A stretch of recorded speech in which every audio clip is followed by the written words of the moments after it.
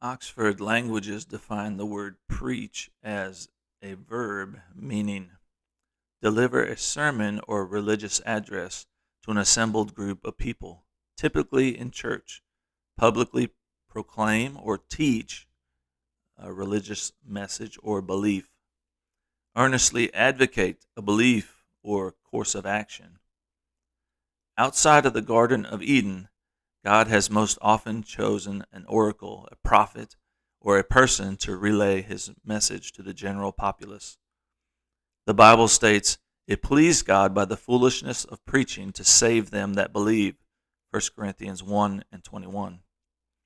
What are some examples of this, and why is preaching the selected medium? In the garden, God walked with man in the cool of the day, Genesis 3 and 8. Something changed when a man succumbed to temptation and spiritual separation now plaguing the human experience. We read of Enoch walking with God in Genesis 5:24, but we no longer read about God walking with humanity. Because of sin, there was a paradoxical shift from the relationship between created and creator to the sinful and the holy. There were instances when God spoke directly to man or a non-prophetic person, but they are few, and years passed between conversations.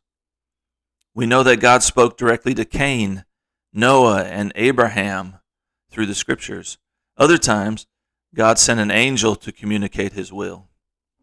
In Moses' situation, God used a burning bush as the medium to speak until a face-to-face encounter was established. In today's society, it seems that no one wants to be preached to, but God has adopted this type of narrative for generations.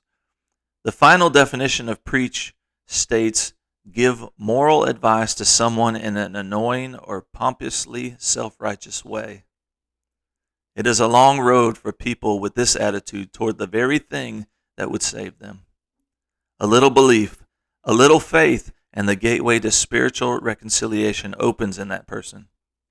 Why not choose some other manifestation that is more readily acceptable? Why this foolishness? We see God doing great things through the prophets of old, through the plagues of Egypt, the victories won in battle against impossible odds, and glimpses of things not yet happened. Jesus came to set up his kingdom as intended from the beginning. Battlefield victories and land acquisitions are no longer the benchmarks of God's reach.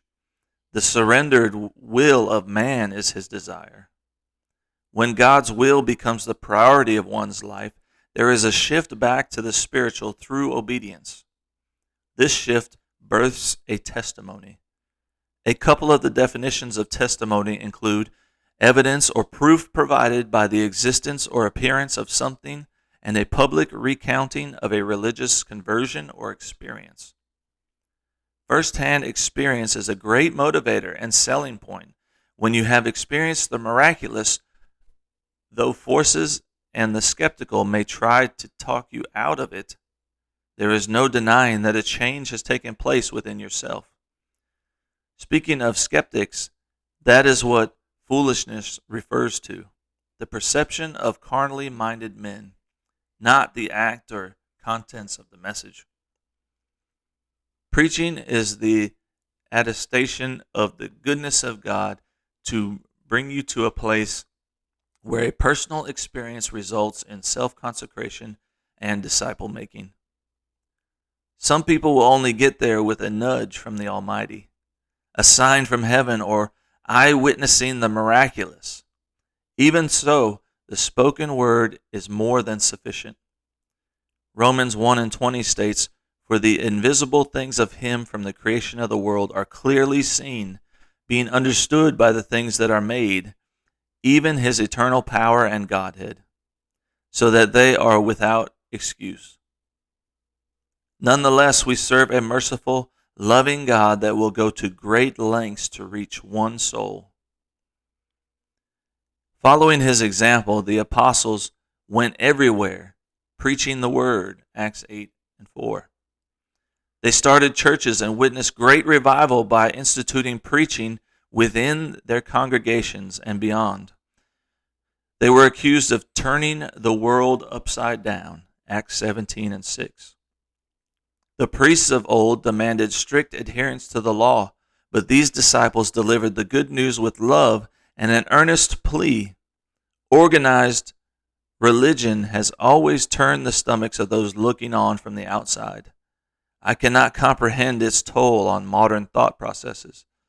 People ordinarily do not like change, but rejoicing and thanksgiving are appropriate responses when change takes place on the inside. In conclusion, we cannot reach everyone. Luke wrote, "If they hear not Moses and the prophets, neither will they be persuaded, though one rose from the dead." Chapter 16, verse 31.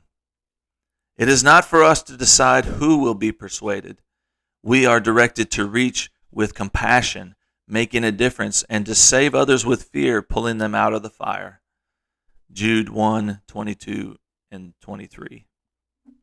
At all times holding to our precious salvation, and let us not be weary in well-doing, for in due season we shall reap if we faint not. Galatians 6 and 9. I might plant, you may water, but God gives the increase. 1 Corinthians 3, 6. Preaching is the method through which God has chosen for this generation and the incredible revival upon us. Embrace the spoken word and all of its lessons to the salvation of you and your family.